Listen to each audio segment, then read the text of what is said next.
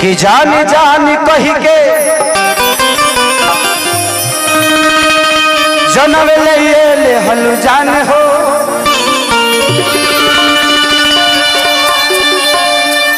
अरे कैसे हो आशीष? अरे वाह रे भाई वाह, एक आशीष के लिए हल्ला करके ताली बजाइए। हम अभी तक आशीष को गानों में देखते थे और भगवान करे मेरी शुभकामना इस भाई के साथ कि मेरा भाई इतना बड़ा बने कि खेसारी लाल को भी इसके पास आने के लिए परमिशन लेना पड़े। मेरी हमेशा आपके साथ शुभकामनाएं आशीष, आप ऐसे ही बढ़ते रहिए और पूरे चापे रहो, पूरे नवादा जिला को हिला के रखो, पूरे मगही पे छा जाओ, ऐसे ही आप छाए हुए हो। और मुझे पता चला पवन भाई ने आपकी बहुत तारीफ की, आपकी और रोशन की हमेशा चर्चा करते हैं ये, और अखिलेश बाबा भी आप दोनों की चर्चा करते हैं, हमेशा आप लोगों के बारे में बताते हैं, तो प्यारा और मुझे खुशी होती है। जिंदगी में सिर्फ खेसारी ही इस धरती का राजा नहीं, बहुत सारे जगह है, आप लोगों को राजा बनना है और इतना बनो कि खेसारी बहुत छोटा हो जाए, अपने आप को इतना बड़ा करवा। मेरी हमेशा शुभकामना है। लव यू मेरा भाई।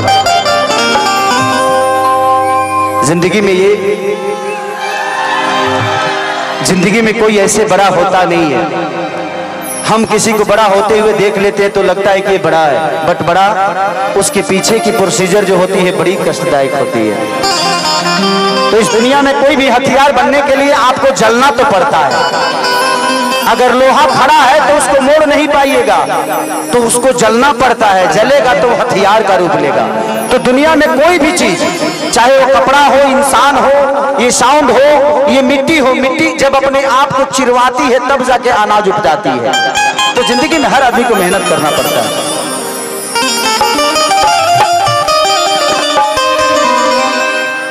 कि जहां जाए बूता जा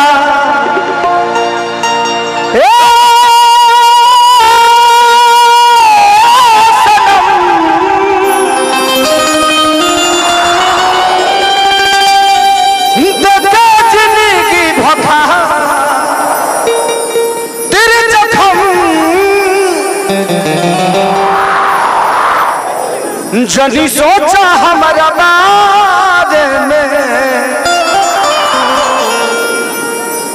दाग लगे बुका नए टी शर्टवा उजरे पहले ले बनी रहे मूत्रवा बाबू हम छूल दे रो दे उठ जा बाबू हम छूल दे रो दे बे बाबू ऐसे जो हमारा टॉप दे चूजला लोर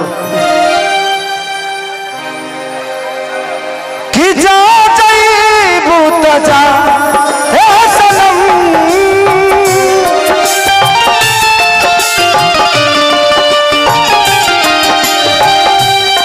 देखे जिंदगी भफा दिल जखम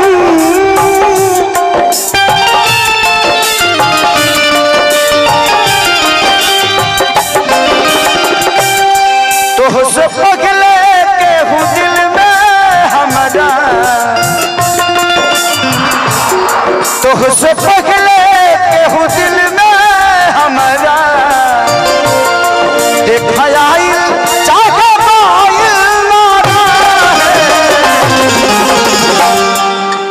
ये प्यार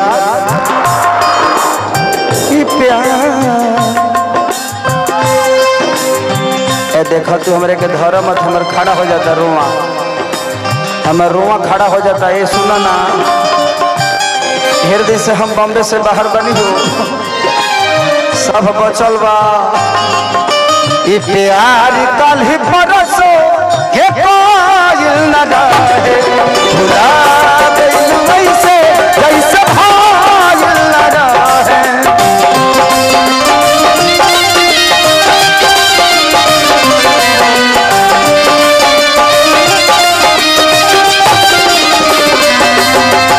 प्यार कल है परसों के पायल लगा है भुला गइल वैसे जैसे भाल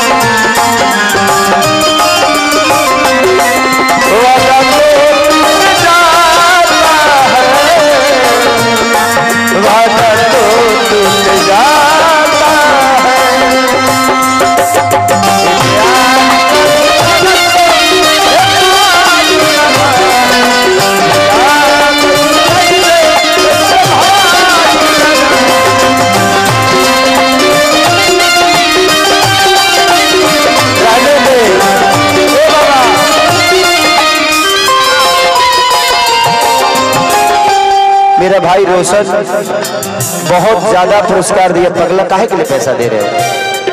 आपका यानी मेरा, मेरा यानी आपका। I love you.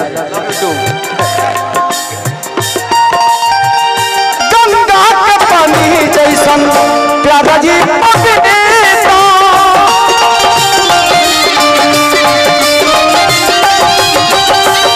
सुहागा के बनले रहनी जैसे देवता पिता।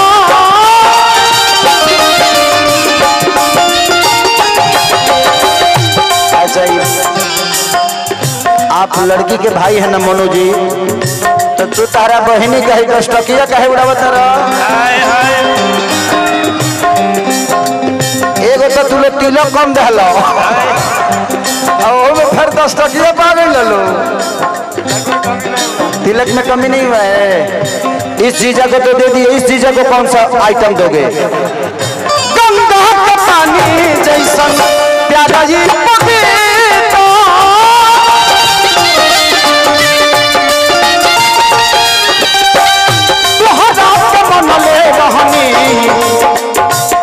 जाने देवता पिता तुझसे पहले के हूँ दिल में हमारा जाने आई चाहे यार कल बरस लगा है भुला वैसे जैसे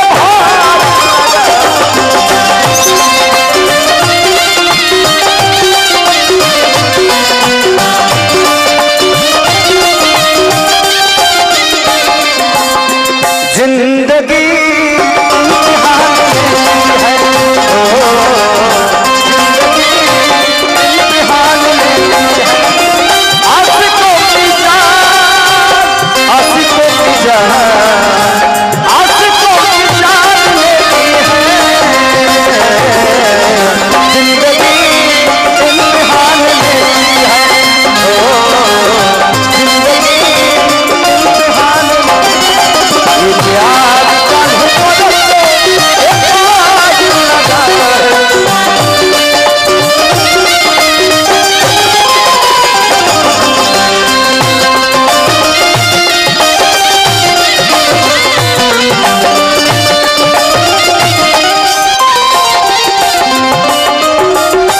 क्या कहता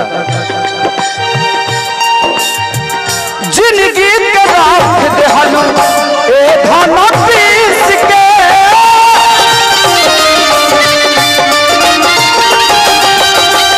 हमके थोड़ी हो गईलू रोशन आशीष के।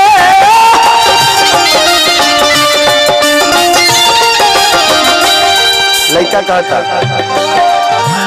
जिंदगी राख देहलू ए धन पीस के हमको थोड़ी हो गईलू अरे रोशन आशीष के।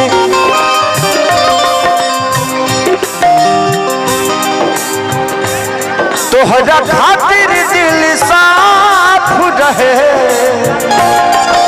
ए जान हमर माया चला ये प्यार कल परसो न जाए भुला गईलू वैसे जैसा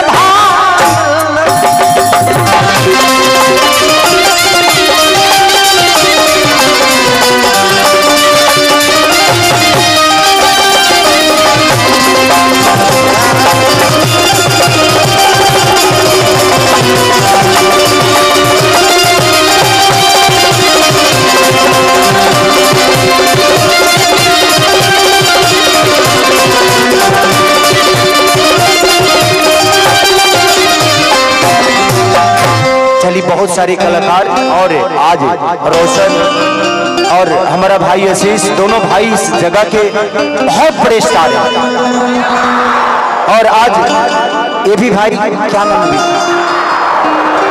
कुंदन बिहारी, ये भी मगही से हैं और इन्होंने भी अपनी जलवा आप सबके बीच में बिखेरा है। सबको गाना है। ये भी एक मेरा भाई है सौरव सुगम, सौरव सुगम। अच्छा अच्छा। और नाम मतलब लो। और एक भाई है कुंदन सजनवा है।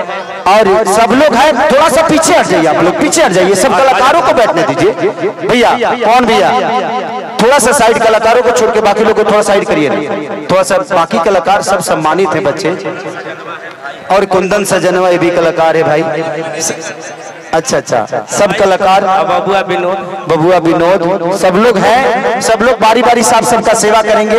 तो मैं चाहूंगा कि हमारे अनाउंसर साहब कहाँ है? आइए, अनाउंसर साहब कहाँ है? लक्षित बाबा मंच पे आइए जल्दी से। बाबा इधर आइए। लक्षित बाबा और खुशी कक्कर इधर है। ये बहुत प्यारी बच्ची है, बहुत अच्छा गाती है।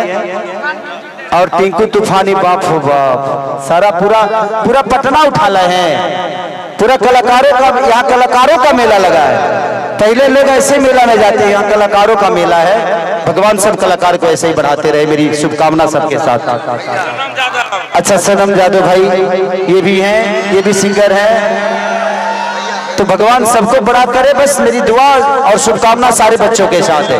लभी थोड़ा सा साइड दो, मुझे बैठने दो, देखने दो बाबू, देखने दो। बाबा किधर है? भीड़ थोड़ा हटाइए। हेलो, थोड़ा सा साइड दे दो बाबू, बैठो, खुशी बैठो आप बाबू, बैठो थोड़ा सा।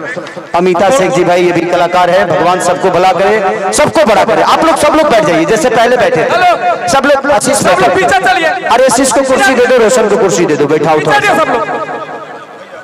भैया। बाद में सबसे खिंचवा लेंगे, आप लोग समझा करिए। बाबू मेरा भाई, ये कार्यक्रम खराब हो जाएगा, आप लोग नहीं समझ रहे हो। सब लोग खिंचवाएंगे ना, ये कार्यक्रम खराब हो जाएगा। सब लोग बैठ बाबा, अरे बैठ जा, बैठ जा, बैठा। हेलो, बैठ जाइए, स्टेज पर बैठिए, बैठ जाइए सब लोग तो फोटो खींचा जाइए।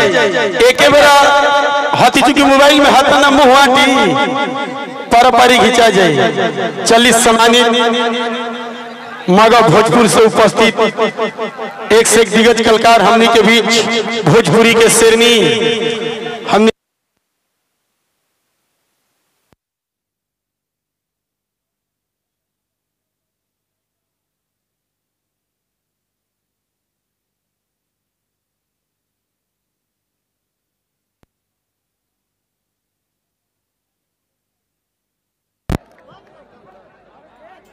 चलिए मंच पर